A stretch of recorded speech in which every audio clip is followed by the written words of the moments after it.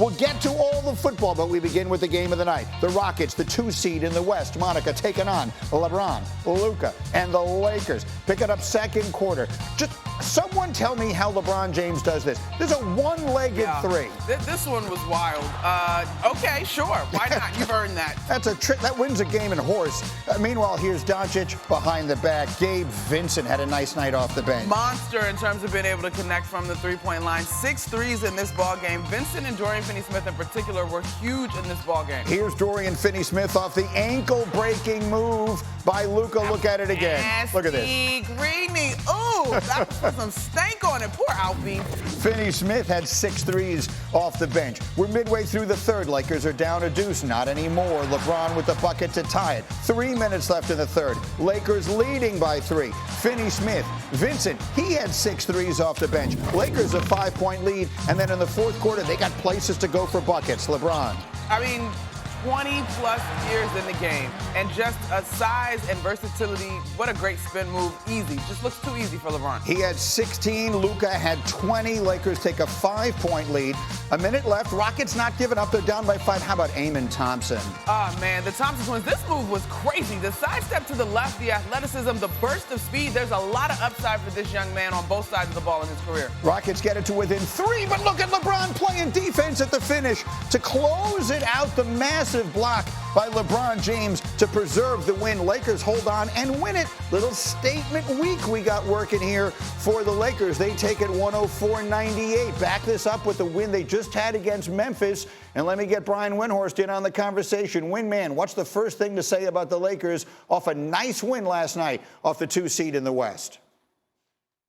Those 2 victories over those 3 days really changed the Lakers' outlook in the standings, Greeny, because not only do they put 2 games in between them and being not having home court in the first round, they have the tiebreak over the 2 teams behind them, Memphis and Golden State. So, in fact, they've now got a 3-game lead. And the importance for that is the Lakers are 29-9 at home.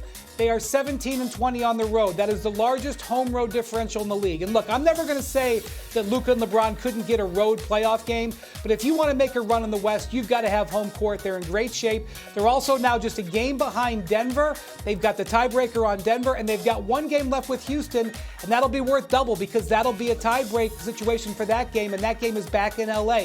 They are in really good shape, and most importantly, they won this game with defense. They get up 125 points a game over the last 5, just 98 in this one. Get it done. Absolutely. The defense has been the barometer, really, of this Luka-era Lakers. And, Jay, Will, I know you have a couple of things you had your eye on last night. Yeah, Greeny, this is a strategy I've had used against me. It'll be used against you as well because we are the mouses in this mousetrap. But this strategy by J.J. Redick is called Mouse in the House, okay? And they attacked Fred VanVleet 20 times in pick and roll. He is 6 feet tall. Luka with the size advantage shot over him multiple times. Rui Hachimura next block, down low in the post. Mouse in the house, shoot over the top. The next possession, literally in the game, AR-15 off a high pick and roll at the top, gets to a spot. So when you play against Houston, you're going to attack the mouse. And unfortunately, in this situation, the mouse in the house is Fred VanVleet. No, that's a really well-made point. And Houston, look, people, because they're so young and because they don't have someone named LeBron or Luka or Steph or something like that, I don't know how closely people have been following them this year. They're a legit 2 seed right now in the Western Conference. So it's an impressive win for the Lakers last night in what has been, you know, the disaster, the crazy loss at the end against Chicago notwithstanding, a pretty impressive stretch. I think so too, Greeny. Look, this Houston defense, they have versatile guys. I mean, Jabari Smith is back on the floor. And I don't know if you caught it at one point, Jay, but he's like guarding LeBron James coming across half court. And so they hang their hat on the defensive end. And for as good as the Lakers were yesterday in finishing this one, if not for 2 turnovers in the last 2 minutes, right? Your Houston Rockets are right there as far as contending. And, Jay, I'm glad you brought up that tape about VanVleet because he also shot 1 of 7 from 3, Green, which is not really characteristic of who he is for this Rocket squad. So there's a little bit of give and take if he's shooting the ball a little bit better. But this is a really good win for the Lakers. Now, my question watching it is if this was a series, right, the level of energy exerted, I mean, LeBron continues to defy time, but what would that look like in terms of the youth of this Rockets team probably being able to bounce back a little bit quicker than maybe this Lakers team. But I thought the Lakers role players were tremendous in this one. Youth versus experience. We'll talk a little more about LeBron doing what he's doing at his age a little later in this hour. But for the moment, Wendy, put a ribbon on the conversation here as far as this win for the Lakers against Houston last night. Yeah, so I want to point out that Gabe Vincent and Dorian Finney-Smith combined for 12 three-pointers in this game. The Houston's entire strategy was to camp down on the Lakers stars, and the role players delivered. Finney-Smith, that Finney-Smith trade was totally overshadowed by the Luka trade, which of course it was. Finney-Smith is great for them. He played huge swaths of this game at center last night, and it worked. I agree with Monica. I would love to see a series. And by the way, the 3 seed is there for the Lakers to get. This could be a second-round series, and it'll be fascinating because of the strategies these two teams used against each other last night. And without meaning to disrespect any of the teams, OKC has been so good all along. Getting to 2 or 3 is so critical. You stay out of 4. Yeah, Jay. I just have one thing. It was a great win by the Lakers last night. I know the last 2 games they won well. But I'm with Monica. Like, this makes me more concerned about the Lakers, not with Houston, but with OKC. If it takes this amount of energy to exert to beat Houston defensively, and it was a great defensive performance, do we think they can prolong that effort or sustained effort throughout a series with OKC? No, I don't think so. That's the point, Look, which is why they got to get out of 4. You're going to get it on both sides of the ball versus OKC. You could argue that the Rockets offense, facts are the Rockets offense is not as potent as OKC's. Yeah, which is why, to Wendy's point, you got to get out of 4. Yep. In a perfect world, you get yourself up to 3. We are back bottom of the hour on a jam-packed morning on Get Up. Let's run the floor. Hey, Jay Williams, the Celtics beat Memphis yesterday. Boston has won 9 straight. In the Eastern Conference, which team has the best chance to bump Boston? Hey, Monica, I'm going to bring Greeny to the R&B world. Keith Sweat. Nobody, Greeny, not the Knicks, not the Cavs. Nobody is going to compete with Boston in the Eastern Conference. Sorry to tell you. You buying that, Ron? I'm there. I'm there in the Eastern Conference. I think the Cavs are going to put up a formidable contest should they run into one another, but I think I got the Celtics coming out of that. Windman, you made a point about this road trip in our meeting this morning that I'm not sure everybody is aware of, but it fascinated me. Go. I'm not sure you've heard, Greeny, but the Celtics have quite an impressive history. Well, never in the history of the Celtics franchise have they ever gone 6-0 on a road trip. We haven't even seen a team go 6-0 on a trip since the height of the Warriors' powerhouse run last decade. That's what this team just did.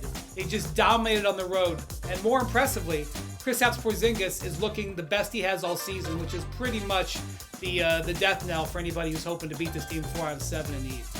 All right, so the Eastern Conference may belong to the Celtics. The Western Conference may belong to the Thunder. And, Wendy, they won their 10th in a row last night. And you had a very good meeting this morning. Wendy was the meeting MVP. You made a very interesting observation about OKC as well. Well, look, it's April 1st, Greeny, and this is no joke. The Thunder haven't had their 13th loss yet, which means 70 is still in play. They have 7 games left if they win all 7, and they're 18-2 since the All-Star break, and one of those losses was in overtime. They will have 70 wins. Now, I don't think they're going to make it a priority, but this team is 120-37 over the last 2 regular seasons. This is an absolute machine. They are, even in games where they sit their star players, they tend to win. Their last 3 games of the season are on the road, but they are all against teams that are tanking. If they get through the 2 games with the Lakers and a road game in Houston on Friday, I would almost say if they win on Friday in Houston, let's start talking about it. We could be talking about a 70-win OKC team in the Western Conference this year. You know, look, there have been 2 teams that have done it. 69 was the mark forever. The Bulls got to 72. The Warriors took it to 73. We'll see if Memphis goes for it. Let me go back to the Lakers, though. We opened the show with the highlight. They beat the Rockets last night. But this is very interesting. LeBron James is in, right now as we speak, a 7-game stretch in which he has not scored more than 25 points. That's the longest drought for him in a decade. LeBron has not been his team's leading scorer in any of those 7 games. And it does bring up an interesting question. And Wendy, I'll start with you on this, but I want everyone in on this topic. LeBron James and the Lakers are going to try to do something in the next few months that Hembo and I put our heads together this morning, has legitimately only been done once in the history of major American sports, and that is rely heavily on a player 40 years old or older to win a championship. Tom Brady stands alone. He's the only player to do it. There have been 40-year-olds who've been contributors, but to depend on a player of that age, as much as this team is going to depend on LeBron in the playoffs, it's only happened once before, and it's never happened in the NBA. So, Windman, you start the conversation there on perspective. LeBron coming back from the groin injury. We're talking about the 7 straight games here, how they handle the rest of this regular season. What's your take? Yeah, I think the groin injury is what you're worried about because LeBron has had some soft tissue injuries over the last few years when he's been overused. I'm not worried about the scoring. You can really tie that to a slump in three-point shooting. If you go back to, coming back from the injury, I think he's shooting 19% on threes. And the three-pointer is an important part of his game, but offense is not the big thing for the Lakers. I know they'll score enough points to win. I want to see how they defend. And LeBron's defense has been good despite coming back from that groin injury. But that's what you're worried about. You're worried about overuse. And the thing about it is the Lakers' depth isn't tremendous, and you are going to need... it's hard to take LeBron out of the game when it's an important game. Coaches for 20 years have said that. Last night was a very important game. LeBron almost played 40 minutes. So it's a hard thing to do for JJ Redick. But if he breaks down, they don't have a chance anyway. So they're going to have to ride him. So, Jay, Will, you were making this point in our earlier conversation. When you see how much they needed from LeBron in particular to beat Houston last night, the idea that they're going to get through multiple 7-game series asking that much of a 40-year-old player it's a tough one. Again, it's literally never happened in NBA history. What's your thought on it, Jay Will? Well, that's why I don't think the Lakers are going to come out of the West. And it's just not a LeBron thing. I think it's a team thing defensively due to the lack of personnel that typically they would need. I think they're still a piece away from getting over the hump. And it's the wear and tear and the cumulative effect of the war of attrition that you saw what they had to exert last night on the defensive end. And if that's happening against Houston, they're going to need more of that against OKC. And they're going to need LeBron, Luka, and AR to compete at a high level offensively. I just don't see that happening. It's not saying it can't happen. I think the probability is not in their favor to come out of the West. Monica. I will add to that, Jay, as much as we are focused on LeBron, and that's accurate, Greeny, because he's certainly the centerpiece of this Lakers organization.